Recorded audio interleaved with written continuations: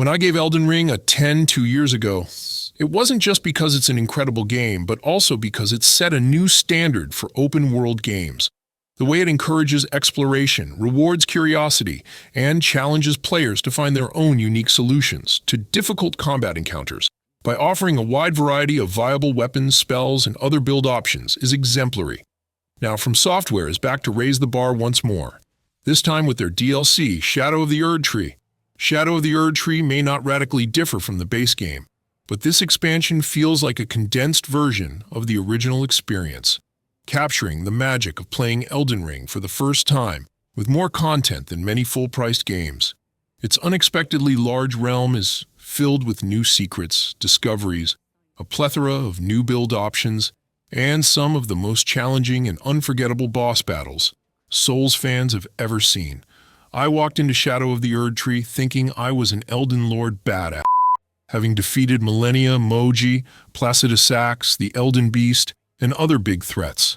My level 150 character was armed with fully upgraded gear and the maximum number of flasks. But it didn't take long for the realm of Shadow to humble me. Even though the only requirement to access the new areas is to beat Radon and Mog, no small feat, you'll want to over-prepare before stepping foot into this new arena, because it is brutal. From Software skirts the line between fair and unfair with some of the later boss designs, perhaps getting closer than ever, but crucially never crossing that threshold. This masterful tightrope walk, along with some truly spectacular boss designs, results in some of the most thrilling and satisfying bosses Elden Ring and the entire Souls-like genre have to offer. It's not just the quality of those fights either. Erdtree has them in quantity too. According to our count, there are more than 40 bosses, with 10 of those being the big showstopper fights that reward you with a remembrance upon defeat. Compared to the more than 100 in the base game, it's a significant chunk. The Realm of Shadow may not seem big when you bring up the map, but it is incredibly dense because it's stacked in layers. Paths lead upwards toward ruins suspended in the sky, delve deep beneath the surface, and even lead in directions you might not have believed possible.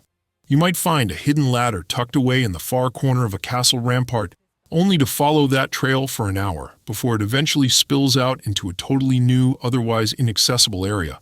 But even with all the discoveries to be made, I never felt lost or unsure of where to go next. The main goal of this DLC is to follow the footsteps of the demigod Miquella, who left his flesh behind and fled to the realm of Shadow.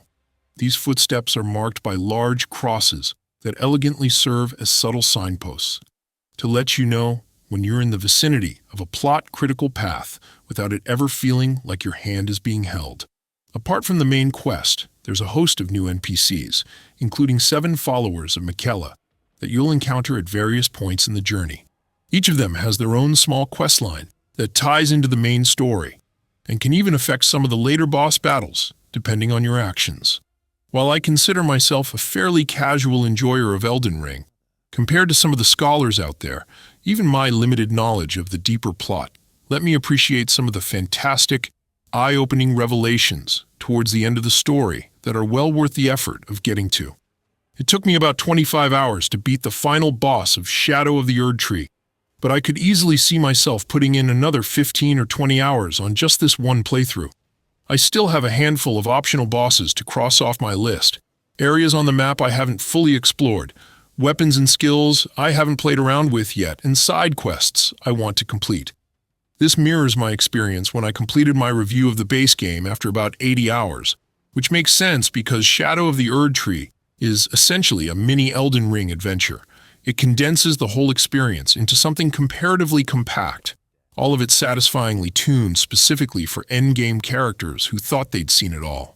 While I haven't had any awe-inspiring moments like the first time I took the elevator down to the Siofra River, exploration and discovery throughout the realm of Shadow is still a delight thanks to its stellar art design, great variety in the areas you get to explore, and tantalizing rewards pretty much everywhere you turn. There are 8 brand new weapon types, ranging from throwing knives to beast claws to giant Odachi samurai swords. My favorite of the new arsenal is the light greatsword, specifically the Mediaya. Don't forget to like and subscribe, as we'll keep you updated on any upcoming game, giving you honest reviews before you buy.